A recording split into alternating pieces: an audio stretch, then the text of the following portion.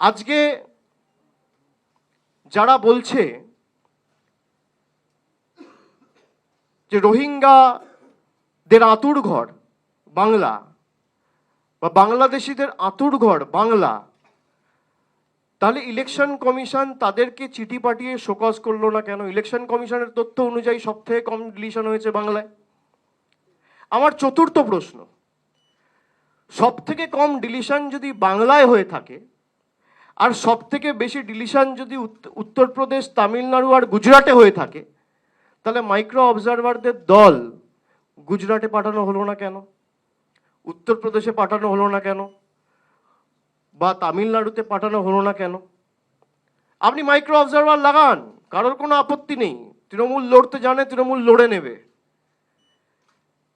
কিন্তু একই যাত্রায় পৃথক ফল হতে পারে না। আমি বাংলায় থাকি, আমার জন্য আইন আলাদা, আর গুজরাটে যে থাকে তার জন্য আইন আলাদা। প্রতি দুদিন অন্তর অন্তর একটা করে নোটিফিকেশন ইস্যু করে বাংলার জন্য আইন পাল্টে দেওয়া হচ্ছে।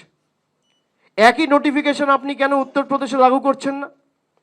একই নোটিফিকেশন আপনি কেন গুজরাটে লাগু করছেন না? ওখানে তো সব থেকে ভোটার বাদ গেছে, বেশি ভোটার বাদ গেছে। তা যদি গুজরাট থেকে প্রায় ৭৩ লক্ষ ভোটার বাদ যায়, আর গুজরাটের জনসংখ্যা বাংলার থেকে কম, তাহলে গুজরাটে মাইক্রো অবজারভার যাবে না কেন?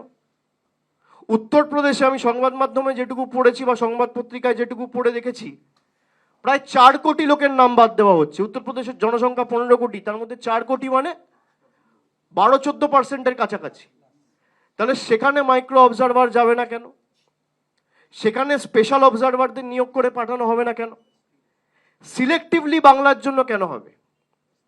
আপনি বলছেন বাংলায় দুর্নীতি হয়েছে তাই ১০০ দিনের টাকা বন্ধ। কত ভুয়ো আর্টিকেল বেরিয়েছে যেখানে দেখা যাচ্ছে বিজেপির নেতারা একটা বেনিফিশিয়ারির নামে 10টা বাড়ি নিয়েছে। তা মধ্যপ্রদেশে, মহারাষ্ট্রে, গুজরাটে তো আপনি আবাসের টাকা বন্ধ করেননি। কত গরমিল, কত অনিয়ম আমরা ১০০ দিনের ক্ষেত্রে উত্তরপ্রদেশে দেখেছি। সব থেকে বেশি জব কার্ড ডিলিশন, সব থেকে বেশি লোকসভার কোয়েশ্চেনে রয়েছে। লোকসভায় কোয়েশ্চেন করা হয়েছিল, তার আনসার রয়েছে, সরকারের পক্ষ থেকে জবাব দেওয়া হয়েছে যে সব থেকে বেশি ডিলিশন হয়েছে উত্তরপ্রদেশ। তাহলে ১০০ দিনের টাকা উত্তরপ্রদেশে বন্ধ হবে না কেন? তার অপরাধ সে বাংলায় থাকে, তার অপরাধ সে গরিব, তার অপরাধ সে কুর্মী, তার অপরাধ সে রাজবংশী, তার অপরাধ সে সংখ্যালঘু, তার অপরাধ সে তপশিলি, সে উদ্বাস্তু। এই প্রশ্নগুলোর জবাব তো ইলেকশন কমিশনকে দিতে হবে। বর্ডারিং স্টেটগুলো যদি এসআইআর হয়, তাহলে সবকটা বর্ডারিং স্টেটে এসআইআর হওয়া উচিত। আমার পরের প্রশ্ন ইলেকশন কমিশনের কাছে, যখন এসআইআর ঘোষণা হলো তখন বলে দেওয়া হলো যে বাংলায় 55%, 45% না 50% ম্যাপিং পাওয়া যাচ্ছে, আর বাকি ম্যাপিং পাওয়া যাচ্ছে না।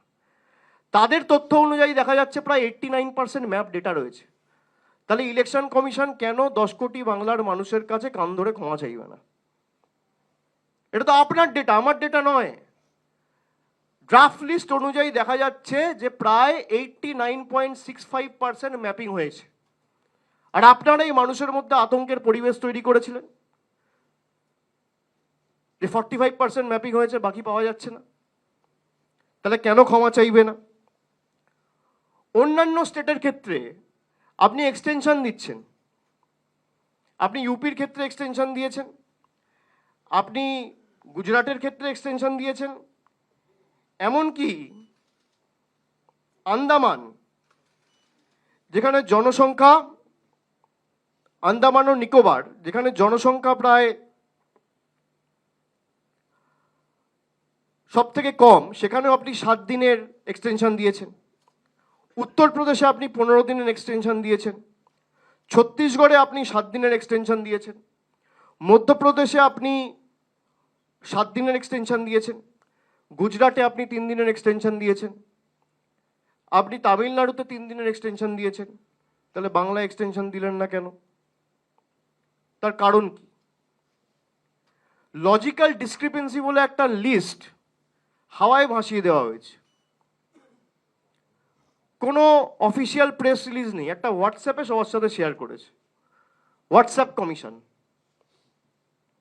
সব কিছু হোয়াটসঅ্যাপে লিক করে, তার স্ক্রিনশটও আমাদের কাছে রয়েছে। লজিক্যাল ডিসক্রিপেন্সিতে আপনি বলছেন 1,36,00,000 লোক এমন রয়েছে যাদের কোনো না কোনো সমস্যা রয়েছে, বাবার সাথে কোনো বয়সের পার্থক্য রয়েছে, যাদের নামে কোনো বানানে ভুল রয়েছে, বাবার নামে কোনো বানানে ভুল রয়েছে, যাদের অ্যাড্রেসের সমস্যা হয়েছে, বা যাদের পদবিতে কোনো একটা বানান ভুল রয়েছে। 1,36,00,000।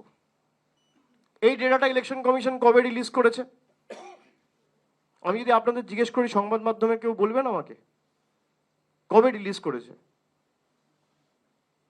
ধরুন 16 তারিখ ড্রাফট ইলেকটোরাল রোল পাবলিশ হয়েছে, এই ডেটাটা ইলেকশন কমিশন কবে রিলিজ করেছে? আমি জানি না, তাই আপনাদের জিজ্ঞেস করছি। September on the 16th। আপনি এটা দেখুন, look at the competency of election commission. 16 তারিখ ড্রাফট রোল রিলিজ হয়েছে, আর 16 তারিখই election commission draft roll assess করে সঙ্গে সঙ্গে বলে দিল যে 1,36,00,000 লজিক্যাল ডিসক্রিপেন্সি রয়েছে। আমি জানতে চাই ইলেকশন কমিশনের কাছে কি জাদুকাঠি রয়েছে।